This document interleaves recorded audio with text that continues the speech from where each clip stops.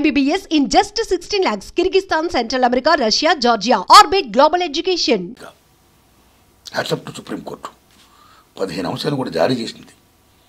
ఈ 15 అంశాలని దేశంలో అన్ని కళాశాలలకి కోచింగ్ సెంటర్లకి పంపింది. విద్యార్థుల భవిష్యత్తు చాలా ఇంపార్టెంటు. విద్యార్థుల సమాజం చాలా అవసరం. విద్యార్థులను జాతి కాపాడుకోవాలి. అటువంటి విద్యార్థులు ఆత్మహత్య చేసుకోకూడదు. అందుకని మీరు సైకాట్రిస్టులను పంపించండి, వాళ్ళు కౌన్సిలింగ్ ఇవ్వండి. అన్నింటిని మించి ఈ 15 అంశాలను కూడా మీరు అమలు చేయండి, వాళ్ళ మీద ఒత్తిడి పెంచకండి అని ఎంత గొప్పగా చెప్పిన సుప్రీంకోర్టు. చెప్పడమే కాదు, ఈ 15 అంశాలతో పాటు సుప్రీంకోర్టు గొప్పగా ఏం చెప్పిందంటే, ఎవరైనా వ్యక్తిగత కారణాలతో ఆత్మహత్య చేసుకోవచ్చు, కానీ దానికి మూలం ఉంటుంది. అందుకే ఫ్రెంచ్ తత్వవేత్త ప్రముఖ రచయిత ఆల్బర్ట్ కాము చెప్తాడు, ఏ మనిషిని ఆత్మహత్య చేసుకుంటే దానికి కారణం ఎవరు, దాని రూట్ ఎవరు, ఆ రూట్ని తీసేయాలంటాడు ఆ మహానుభావుడు. అది సుప్రీంకోర్టు చెప్పింది.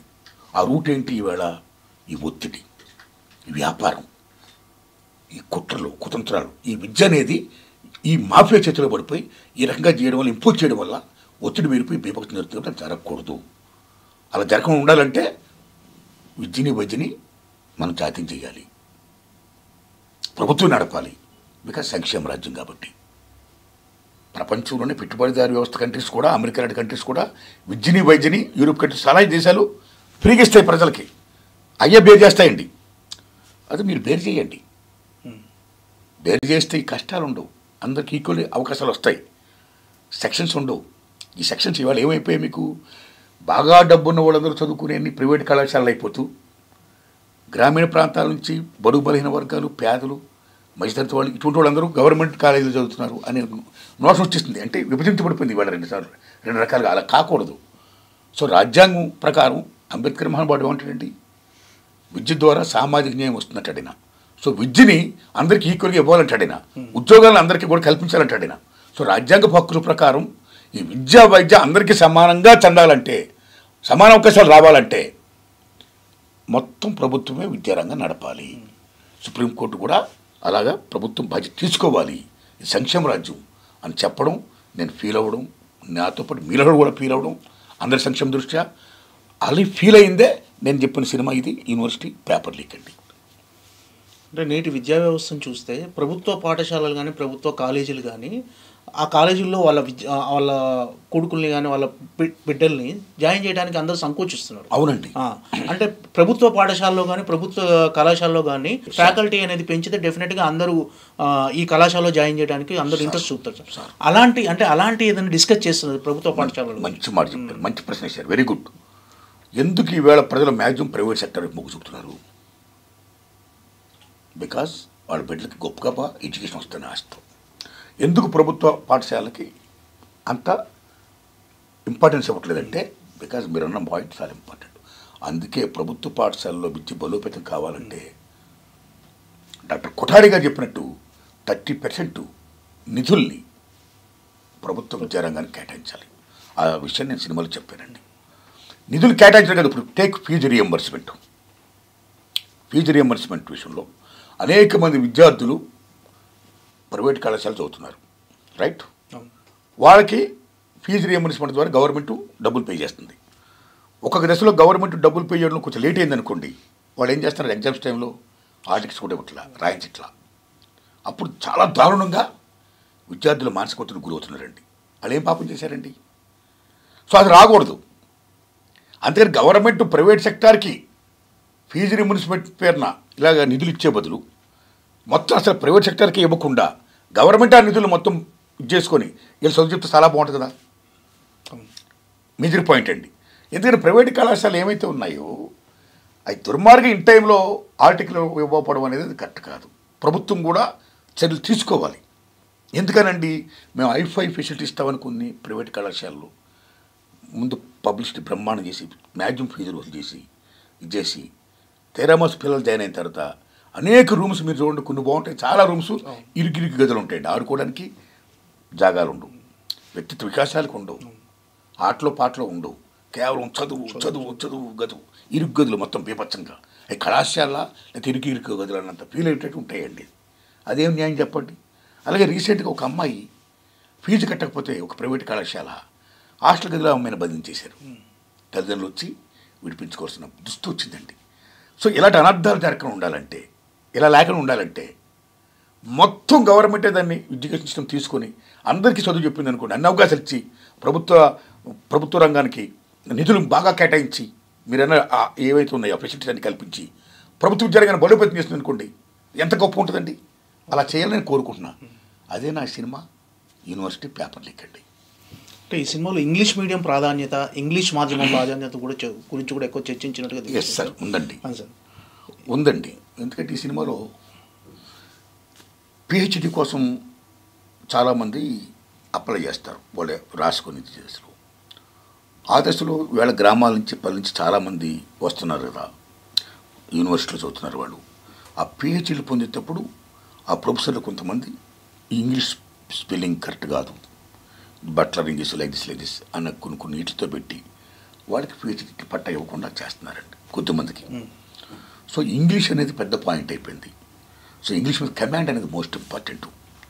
అది ముఖ్యంగా ఎందుకంటే, ఉదాహరణకి నేను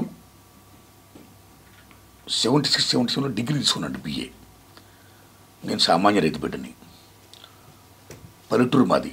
చిన్నప్పటి నుంచి మాకు ఇంగ్లీష్ మీద పట్టు లేదు, అవకాశాలు లేవు, నైపుణ్యం లేదు.